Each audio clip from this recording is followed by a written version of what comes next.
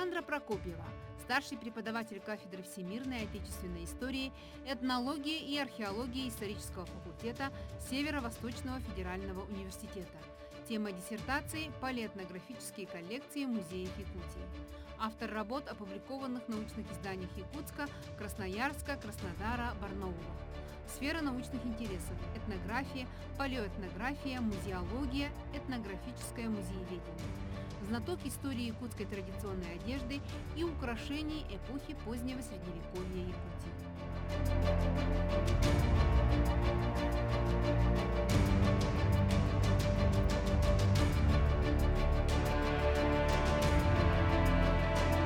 Добрый день, дорогие слушатели! Сегодня мы с вами поговорим о якутской одежде и украшениях 17-18 века.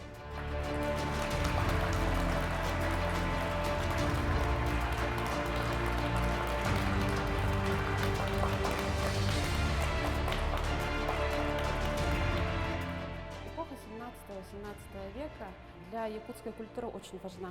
В научной литературе этот период называется переходным или иногда архаичным периодом.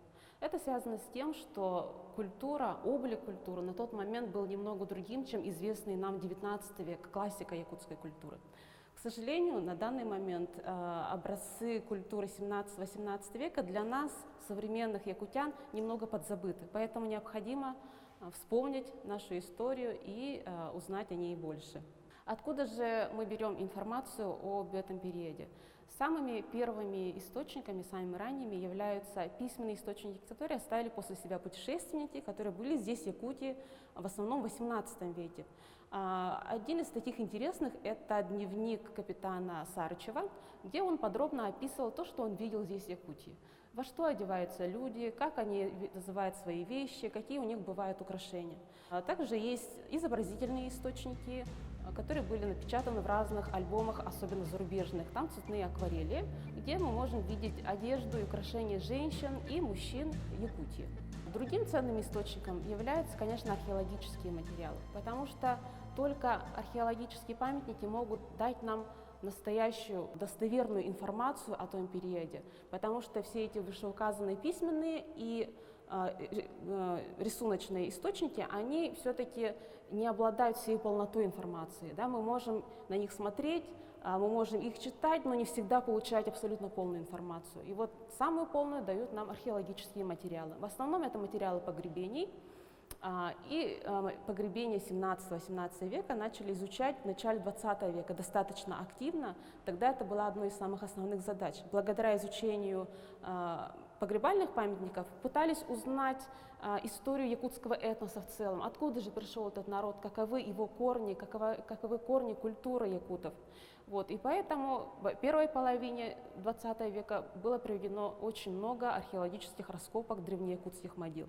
Сегодня мы знаем из статей Стрелова, Новгородова, Боло, Носова, и очень важным подспорьем для изучения этого периода являются рисунки Носова. Носов был штатным художником музея и вместе с археологами всегда присутствовал на археологических раскопках. У него была уникальная возможность здесь же сразу во время раскопок запечатлеть, зарисовать одежду и украшения, какими они были сразу при раскопках. Потому что археологический материал, он подвержен влиянию кислорода и других химических элементов, и, к сожалению, во время раскопок практически сразу он начинает уже процессы разложения. Поэтому пока материал доедет до музея, он не всегда может сохраниться в своем первоначальном виде. Поэтому очень важно сразу в момент раскопок фиксировать либо рисунком, сейчас уже фотографии и эти археологические материалы. Другой период, следующий развития и изучения памятников 17-18 века, пришелся на 1960-70-е годы. Это работа Ивана Васильевича Константинова. Все мы знаем его прекрасную работу «Материальная культура якутов». Вот она как раз основана на изучении археологических материалов. Там очень подробно написаны о костюме, об украшениях, об утвари якутов. Его дело продолжили затем Васильев, Анатолий Игнатьевич Гоголев, Розалия Иннокентьевна Бравина, и их труды сегодня являются настольными книгами для многих якутян. Сегодня же Исследования в этой области проводит Институт гуманитарных исследований и французские археологи, которые уже на протяжении 16 лет работают на территории Якутии. И на данный момент уже можно сказать, что работу Константинова уже нужно существенно дополнять, потому что найдено множество новых материалов, которые раскрывают другие грани материальной культуры якутов, особенно по части одежды и украшений. Ну и давайте начнем с одежды, да, с костюма. Якутский костюм этой эпохи был составным и многослойным. Это нужно было для того, чтобы сохранять тепло. Конечно же, одежда, костюм всегда зависит от климатических условий, где проживает человек, и всегда должен отвечать требованиям безопасности, сохранения жизни этого человека. Да, поэтому она была многослойной. Если начать с внутренней одежды, то в основном это были рубашки. Встречаются даже шелковые рубашки, холщовые рубашки, и затем уже натазники и ноговицы. Вот натазники и ноговицы, составная одежда, она характерна как раз для таежной культуры и для суровых условий севера, она наверняка была наиболее подходящей. Допустим, если вы замочили внезапно одно колено, вам достаточно снять ноговицу с одной ноги, чем снимать полностью штаны, тем самым подвергнув себя термическому воздействию. Да? Вот. И поэтому многосоставная одежда для якутской культуры, она достаточно характерна. Надо сказать, что вот эта одежда всегда была хорошо украшена, во всяком случае для обеспеченной прослойки, для богатой прослойки общества. Да? Украшения были из бисера. Бисер использовался 3 традиционных цветов. Это белый, черный и синий, и разные их сочетания. Сочетались также размеры бусин для того, чтобы придать еще больше декоративный, красивый эффект этой одежде. Нельзя сказать, что одежда, вот те же ноговицы, натазники украшались только женские. На самом деле сегодня существует такое мнение, да? Археологические раскопки показывают, что очень богатый декор был также и на мужской одежде, на мужском костюме, и даже вот на своеобразного такого рода нижнем белье. Да? Известны случаи, когда вместе с натазниками мужскими были обнаружены сразу прикрепленные к ним огниво, нож или трутница, то есть то, что нужно было для охотничьей жизни мужчины. Раньше считалось, что это в основном кафтаны, камзолы и одежда типа пальто. Да? Сегодня же, благодаря сахо-французским экспедициям, мы узнали о том, что были даже своеобразные костюмы женские, где был такой приталенный жакет и юбка в виде солнца, то, что сейчас принято называть. Да? Они были богато украшены, опять-таки же, бисерной вышивкой и меховой оторочкой. Вот эта вышивка и меховая оторочка, она шла практически по всем открытым частям, открытым срезам костюма. Это рукава, это борта, подол одежды. Это связано с мифологическими, религиозными представлениями якутов о том, что через эти открытые места могут проникнуть злые духи или духи болезни, и поэтому эти места обязательно нужно было защищать орнаментом. Орнамент прежде всего служил охранительным, оберегающим элементом одежды, затем уже выполнял, конечно, и эстетические декоративные функции. При декоративном оформлении использовался такой прием, когда бисерный декор сначала пришивался на кожаную основу, которая полностью повторяла форму бортов или подола этой одежды. И затем уже готовый декоративный элемент пришивался на готовое изделие. Таким образом удлинялась жизнь этого декора, потому что бисер все равно, конечно, стоил определенных денег. Да? И богатство декора, оно показывало состоятельность этого человека. Поэтому, если ткань, она изнашивалась, можно было перенести этот декор уже на новое, другое изделие, что, в принципе, практикуется некоторыми народами до сих пор. Да? И поэтому можно сегодня видеть прекрасные образцы декоративно-прикладного искусства XIX века в контексте современной одежды, которые носят по сей день. Из такой плечевой одежды особо можно выделить ритуальную безрукавку тангалай. Это прекрасное изделие, о котором мы знаем благодаря раскопкам Боло в местности Кистербит. Там был найден прекрасный образец тангалай в хорошей сохранности, потому что, несмотря на то, что в фольклоре достаточно часто упоминается тангалай, к сожалению, образцов, которые дошли бы до сегодняшнего дня, совсем мало. Нам известно только 3. Один из них хранится в Иркутском музее, второй в Краеведческом музее имени Ярославского здесь, в Якутске, и третий в Оленёкском музее. Вот эти все три тангалая объединяют единый декор, единая стилистика одежды. Это короткая до колен одежда, сверху были короткие рукава до локтей, меховая опушка и очень богатый бисерный декор. В основном в передней части были такие открывающиеся фаланги, и обязательно вдоль позвоночного столба шел также бисерный декор. И по спинке были украшения в виде коровок, таких лировидного орнамента, опять-таки же сделанные из бисера. Считается, что эта одежда именно ритуальная, и использовалась она во время свадебного ритуала, свадебного обряда. Эта одежда шилась заранее для этой невесты, и она в себе вбирала всю теплоту, всю энергию ее родного дома, с которой ей в скором времени придется расстаться, когда она выйдет замуж.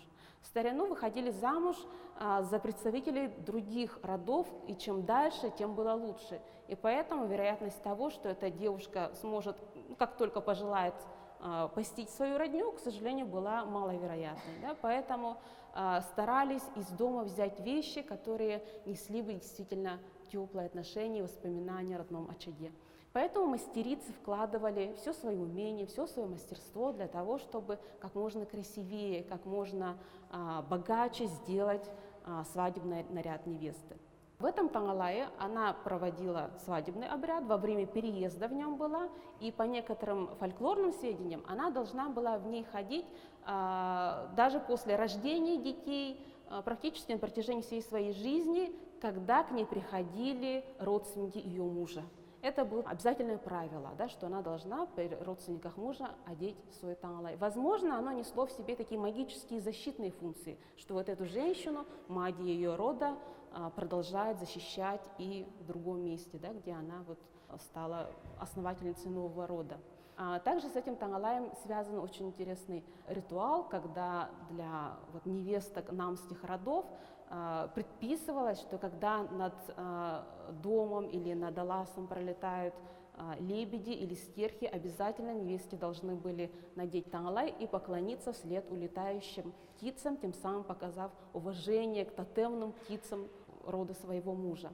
То есть это вот элемент гардероба, который таит в себе еще много интересного на самом деле. И здесь обязательно нужно изучать. Да?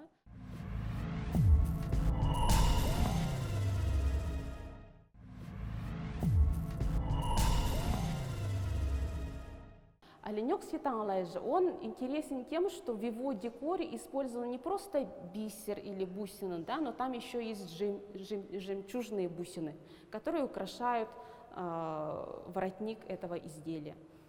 И вот как жемчужный декор оказался так далеко на севере, это тоже очень интересный вопрос, да, поэтому здесь необходимо продолжить изучение. Что касается мужского гардероба, он, конечно, был гораздо скромнее, чем женский, но, тем не менее, использовались разные декоративные приемы для того, чтобы обогатить и показать состоятельность этого человека. Одним из самых интересных изделий является кафтан абауоз жорго из той же местности Кистирбит, который прекрасно украшен кожаной полосой с перфорацией, и каждая дырочка, а их на самом изделии несколько сотен, расшита цветными нитками полностью, все вот эти открытые срезы. Да?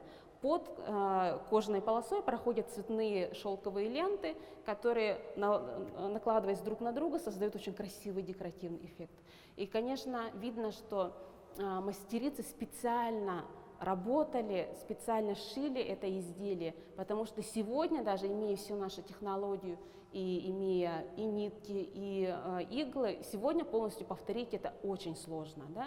И эти моменты показывают то, что, скорее всего, у наших предков были профессиональные мастерицы, шитницы, которые специально занимались этим изделием, потому что каждой женщине это было просто не под силу сделать такое прекрасное, очень сложное в своем исполнении изделие. Также есть очень интересный кафтан, когда использовали цветовую градацию. Само изделие, основа изделия была выполнена из светло-бежевого сукна, и по спинке вдоль позвоночного столба было наложено еще 3 ткани, которые постепенно затемнялись. И таким образом сзади это выглядело очень эффектно, как будто вот действительно переход цветов такой был, да, и при этом это вот нашито друг на друга.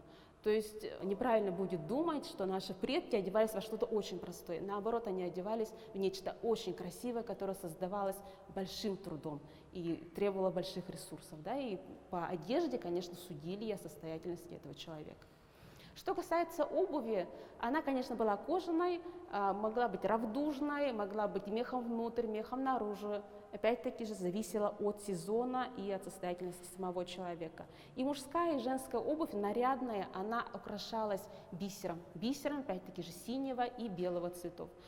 Известна обувь мужская, где обилие именно бисерного декора вдоль всех швов. Там еще есть дополнительный бисерный декор, нашитый на кожаную основу. И это создавало, конечно, издалека прекрасный эффект, да, и показывало о том, что этот мужчина был очень стильным и модным человеком, да, для своей эпохи. И, наверное, был достаточно смелым наверняка.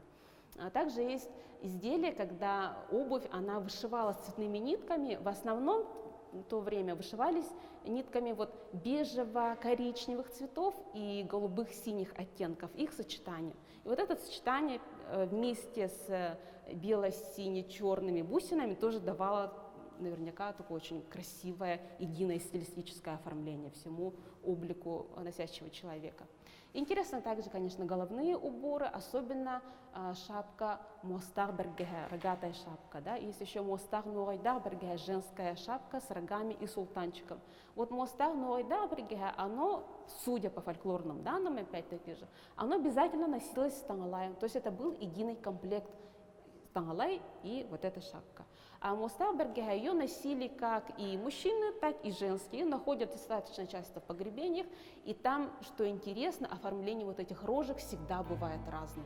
И в основном это бисерное оформление основания рожки, да, где оно крепится, это мы прекрасно все знаем. При этом бывает, что на концах кисточек этих рожек прикреплены бусины, металлические подвески, что издавали звон, и бисерные нитки также были, да? То есть разнообразие, в принципе, оно было. И зависело ли это от вкусов, предпочтений заказчика, либо зависело от мастера, тут могут быть разные варианты. Вот. Ну и, конечно, меховая одежда, она была обязательной, потому что условия севера, они диктуют определенную температуру, в контексте которой человеку нужно защищать себя. Да? И поэтому одежда меховая, она также могла быть и мехом внутрь, и мехом наружу. Известны очень богатые шубы, когда внутренняя часть полностью была обшита мехом соболя. Но бывает и попроще, это мех жеребенка, как правило, бывает. Да? Вот. Про использование меха соболя есть интересная легенда, которая нам всем, в принципе, известна. Это про одну из известных дев божеств якутских, да, из якутского пантеона. Вот. И в этой легенде ключевым моментом является то, что эта девушка была достаточно строптивой, своенравной, и в один момент после своего замужества она просто сняла с себя покрывало амнах, которым должна была ходить с покрытым лицом, что вызвало гнев и возмущение родственников ее мужа, да, что стало причиной ее самоубийства в будущем. Но здесь вопрос не в межличностных отношениях, а как раз в этом покрывале амнах. И в этом фольклорной легенде говорится о том, что этот амнах был изнутри полностью подбит мехом соболя. И женщина летом в жару, естественно, не выдержала в какой-то момент и просто была вынуждена снять это покрывало, хотя все правила приличия требовали, чтобы она, несмотря ни на что, соблюдала правила. Да? Вот. Ну и перейдем к украшениям. Украшения можно отделить на съемные, то есть то, которые мы надеваем на себя и снимаем, и пришивные. Пришивные — то, что пришивается на одежду. Да? Вот. И пойдем с верхней части. Съемные украшения — это, конечно же, бастыня, известная нам, и это серьги, то, что касается нашей головы. Наличие вот серебряных бастыня, которых мы сегодня знаем, на самом деле в археологическом материале или в этнографическом материале не прослеживается. В основном это были на равнодушную основу прикрепленные металлические бляшки или бисерный декор. И Тут мнения исследователей расходятся еще со времен XVIII века, когда пишут по-разному, да, что бастыня для некоторых является украшением только девочки, кто-то говорит, что это украшение только замужней женщины. То есть здесь, возможно, зависело от локальных особенностей групп якутов. Где-то было принято одно, где-то принято второе, да, поэтому нельзя утверждать что-то одно. Вот. И один из самых красивых таких начальников хранится в Мегино-Кангасском краеведческом музее. Оно было найдено в погребении девочки. Оно было положено рядом с ней в сосуде, и, видимо, поэтому оно очень хорошо сохранилось. Это прекрасный образец, где на равдужной основе вышиты белые крупные бусины и обрамлены черным и синим уже более мелким бисером. И оттуда спадают вниз металлические звенья и соединяются здесь в круге, который служил оберегом, видимо, этой девочки. Серьги вот именно этого архаичного периода, в основном они повторяют друг друга. Это проволочные серьги в виде знака вопроса. Да, вот эти серьги, ну вот до недавних времен считалось, что там есть только два подтипа этих серег, да, что это простые и с подвеской внизу. Сегодня же, опять-таки, благодаря последним исследованиям, мы знаем, что эти серьги были довольно разнообразными. Там мог присутствовать бисер, или бисер мог заменяться на металлические какие-то звенья. Да. Там могли быть подвески как в виде простой монетки, так и в виде сложных ажурных литых изделий. Также отличался размер. Ну и количество, кстати, у каждого человека. Да? Это сейчас у нас принято носить по 2 серьги, а тогда носили по 3, по 4, по 5, и на каждом ухе могло быть 2 или 3 серьги одновременно. И серьги эти носили как мужчины, так и женщины. Следующим изделием, украшением являются шейные украшения, это гривна. Гривна, она могла быть либо простой, либо с петлями, и петли могли быть от 1 до 5 штук на одной гривне. Да? С чем было связано количество петель на гривне, до сих пор остается загадкой. Гривна с 1 петлей, 2 и 3 были найдены совершенно недавно. До этого в основном были гривны только с 4 и 5 петлями. И сегодня этот вопрос, конечно, тоже нужно пересматривать и углубляться вообще в символику этого украшения. Да? Про гривну тоже есть разные мнения. Некоторые считают, что гривну дарили во время свадебной церемонии, и она была украшением замужней женщины. Но опять-таки же материалы погребения показывают то, что их могли носить и девочки. Следующее съемное украшение – это браслет. Парные браслеты, обязательные для якутской культуры, они были из XVII века. В основном они тогда были чуть уже, чем те, которые известны нам сейчас, и делались в основном из желтых металлов, из меди, латуни, вероятно, еще из бронзы. Да? И орнамент, конечно, на них был гораздо проще. Это были геометрические орнаменты в виде илимхара, например, да, или простых насечек. А вот эти сложные растительные орнаменты, они появились только уже с конца XVIII века. Перстни очень любили. На одной руке могло быть 2-3 перстня, и носили опять-таки же как и женщины, так и мужчины. Перстни в основном они были разъемными, и можно было регулировать размер. Да? Орнамент на перстнях был простой, это простые линии, черточки, вот кольца перстней с печатками, которые мы знаем, они появились тоже гораздо позже, чем период, о котором мы с вами сегодня говорим. Пришивные украшения, самые известные, наверное, это тогахта. Конечно, да? Это диск металлический, который пришивался на шапку. На старинных головных уборах этот диск достигал размеров до 18 сантиметров даже, то есть был достаточно большой. И нашивали его не как сейчас, вот прямо на лоб, а прямо вот сверху. Да? И на круглую шапку, вот, типа бабонюк, например, да? Вот здесь сверху был вот этот диск. Вероятно, он связан с тем, что этот диск обозначал причастность этого человека к роду Аи-Саха, да, Аи-Аймага. И сверху можно было сразу увидеть, что ходит свой человек, что это ходит якут. Уменьшение этих дисков, оно происходило постепенно. Вот в XIX веке они становятся уже совсем маленькими, пришиваются на переднюю часть, навершие чопчур, шапки джабака, да? А в те времена сразу сверху были. Потому что тогда и шапок джабака не было, они появились уже гораздо позже. Вот. Также из нашивных это обязательно на женской одежде это украшения по бокам одежды, это по бокам как и натазников, так и тангалая, так и шуб различных. Вот эти подвески прежде всего были призваны издавать звон и своим чистым звоном металла отгонять злых духов. Да? В наших религиозных представлениях говорится о том, что злые духи боятся звука металла. Вот почему кузнец обладает силой. Да? И почему вот мы носим, всегда женщины носят множество украшений. И эти украшения должны звенеть и своим звоном отгонять злых духов.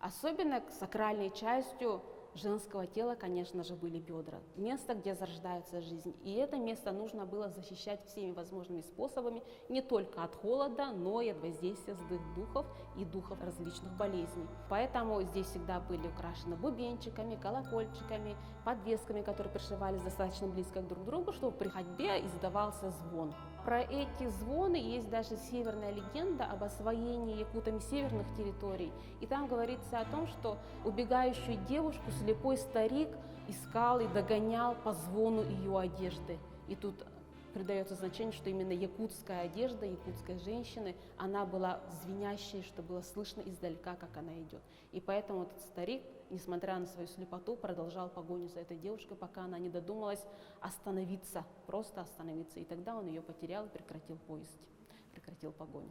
Подвески, они на самом деле отличаются очень своей формой, да, чем те, которые мы сейчас знаем. В основном это геометрические подвески, они могут быть в виде ромба, это могут быть в виде волны и линии. Да. Очень популярны были подвески с раздвоенными конскими головами. Вот две конские головы в металлических изделиях вообще пришли из наших очень далеких предков, когда практически на всей, и распространились практически по всей Евразии благодаря этому, да, и можем найти отголоски поклонения солнечным коням не только в якутской культуре, но и в других и тюркских культурах, и монгольских, конечно же. Вот. Ну и, конечно, это множество металлических изделий в виде бляшек, которые нашивались на уже готовое изделие. На одежду вдоль бортов они могли быть, на шапке могли быть, или могли быть нашитыми на бастыга. Да? И вот весь, если представить полностью одетого во все это великолепие человека 17 века, перед нами предстанет действительно очень красивая картина. И мы должны помнить о том, что не значит, что чем древнее, тем проще. Наоборот, там было гораздо больше сил, ресурсов вкладывали, потому что не было возможности пойти и просто взять одежду, которая вам понравится. Да? И нужно было к ним относиться, беречь ее, хранить, передавать из поколения в поколение. И одежда, она была больше, чем просто защита от холода и от других климатических воздействий. Если у вас возникли вопросы, я с удовольствием отвечу. Как одевались молодые девушки, замужние женщины и пожилые женщины? И что зависело от статуса и от положения женщины в костюме? Для молодой женщины, конечно, характерным было обилие металлических подвесок, да, обилие украшений и вообще декора на одежде. У пожилых женщин этого было уже гораздо меньше. Считалось, что человек уже прожил свою жизнь, и ему вот необходимость постоянно быть защищенным уже отпала. И вот украшение на одежде молодых женщин, она была призвана как раз притягивать плодородие, да, и защищать плодородные функции женщины. И понятное дело, когда приходит определенный физиологический возраст, это уже нет необходимости в этом. Как вы относитесь к современной интерпретации якутского костюма? Современная интерпретация, она разная. Да? Я думаю, тут самое главное, сам мастер, который делает этот костюм, и человек, который будет носить, они должны понимать, где есть грань стилизации и где есть традиционный костюм. К сожалению, на данный момент это немножко стертая грань, да? Но мы должны четко понимать, что для нас традиционная культура, какие является традиционная одежда. В сегодняшний момент традиционный мы считаем облик якутской культуры именно 19 века. Это платье халадай, жилет кегечик, это онолохсон и так далее. Да? Но это вот только 19 век, конец 18-19 век, такой облик традиционной культуры. А вот ранний период, о котором я рассказала, сегодня не так популярен, но я надеюсь, что эта популярность будет расти, потому что мы в своем интересе к своей истории все равно идем в глубину, мы углубляемся все дальше и дальше, глубже, да, хотим узнать больше. Поэтому я надеюсь, что интерпретация костюма 17-18 века со временем появится. Она сейчас есть, но она не так многочисленна, как образец 19 века. Ну и здесь я бы хотела сказать, что сценический образ и традиционный костюм – это тоже разные вещи, и это тоже нужно понимать. Традиционный праздник Исэх, например, предполагает ношение именно традиционной одежды. Традиционный костюм предполагает определенное поведение. Нужно уважать свой костюм, свою родную культуру и нести ее достойно, не превращая ее в слишком шоу, нечто очень простое, доступное, театральное и очень яркое. Это где-то уместно, но не всегда. Вот как раз услышав вот такое вот объяснение, есть у меня такой вопрос. В последние годы шьют мастера разные якутские саха-костюмы, кто в традиционном варианте и кто в стилизованном новые, да? И вот как вы думаете, как будет развиваться дальше костюм якутский? И чего при этом нельзя допустить? Какие ошибки? Я считаю, что самое главное – это не допустить забвения традиционного костюма. Как бы ни развивался дальше якутский костюм, все равно нужно помнить истоки, каноны, как это выглядело изначально. И изучая основу, только развивать что-то. Да? И поэтому мне бы очень хотелось, чтобы мастера больше обращались к истокам, больше ходили в музеи, больше читали, больше изучали литературу, потому что, в принципе, она есть. Да? И на основании полученных знаний уже выдавали что-то свое и что-то новое. При этом нельзя сказать, что культура, она обязательно должна меняться. Она меняться будет так или иначе, но это не должно быть искусственно. Это должно быть естественно, так что мы не замечаем. Вот, например, как появились серебряные бастыга. Да, это произошло настолько как-то легко, безболезненно, естественно, что нам сегодня кажется, что серебряные бастыга были всегда. Но на самом деле в 19 веке, например, серебряного бастыга не было вообще. Это изобретение 20 века, даже второй половины 20 века. Но оно настолько гармонично вошло, что сейчас нам кажется, что еще со времен Ильяя женщины ходили в серебряных бастыгах. Что бы вы могли сказать о мужском костюме? И если шить традиционный костюм, на что надо обращать внимание? Если мы говорим про мужской костюм именно 17-18 века, такой архаичный, да, конечно, тут нужно обратить внимание на цветовую гамму и на материалы. В основном в те времена шили из кожи, из равдуди и из меха. Ткань использовалась достаточно редко, ткань была дорогим привозным, и цвета они не всегда были так многообразны, как сейчас. Да? В основном это были такие натуральные цвета, коричнево-бежевый, иногда и зеленый цвет попадался, красноватый, охристые. И мужской костюм, конечно, на нем не было изобилия декоративных моментов. Да? Как я сказала, богатства показывались именно особенностью шитья, что было видно, что труд очень большой вложен в этот костюм, но оно не было таким аляпистым и вычурным, и прям бросающимся в глаза. Все было очень сдержанно, но было очень гармонично. А если говорить про 19 век, то это, конечно, кафтаны якутские, камзолы, и тут тоже надо обратить внимание на цветовые сочетания и в целом на фасон. Да? Я сегодня вижу иногда, что якутские кафтаны, стилизацию делает, это вот как пиджак, но с рукавами, с буфами, да, что не всегда смотрится гармонично на конкретном силуэте человека. Конечно, тут нужно отталкиваться от того, чтобы этот костюм украшал человека, потому что пропорции не всегда могут подойти универсальны для всех. Да. Вот образца 19 века кафтан, он действительно подходил под любую фигуру мужчины и делал его осанистым, таким красивым, достойным, добавлял такого веса, скажем так. Да? Современные иногда не учитывают этого, и не всегда гармонично и удачно получается. Хочу спросить, как в старину одевались дети, и что бы вы сказали про современный якутский детский костюм? В старину специальной детской одежды, которая бы отличалась кроем, не было. Это в основном была та же одежда, просто маленьких размеров. Да? И материалы использовались, опять-таки же, натуральные. Интересный был случай, когда на девочке было такое платье голубого, такого фиолетового цвета. Но там интересным был не сам крой, сколько его украшение. Да? На спинке этого платья был пришит металлический диск ажурный с фигуркой льва. И здесь вот интересный религиозный момент, да, что вот со спины мы знаем, что человек меньше всего защищен, и вот ребенку сзади пришивали такое вот металлическое изделие, чтобы оно защищало ребенка от злых духов, от духов болезни сзади.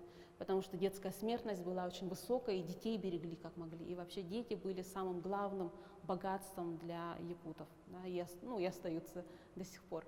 Вот. А что касается современного детского костюма, здесь очень многое мы перенимаем из сцены. Мы смотрим на хореографические коллективы, на какие-то ансамбли, да, и мы перенимаем образ из сцены и пытаемся перенести на повседневную, на нашу обычную жизнь, использовать на эссэах и так далее. А я считаю, что это не совсем правильно, потому что сцена должна быть сценой, это отдельно, а традиционный костюм, он все-таки должен быть отдельно. Сколько это, что в 17-18 веке они стоили, эти вещи? К сожалению, сказать точную стоимость невозможно, потому что никто за ними не ходил, записывал, сколько же это стоило.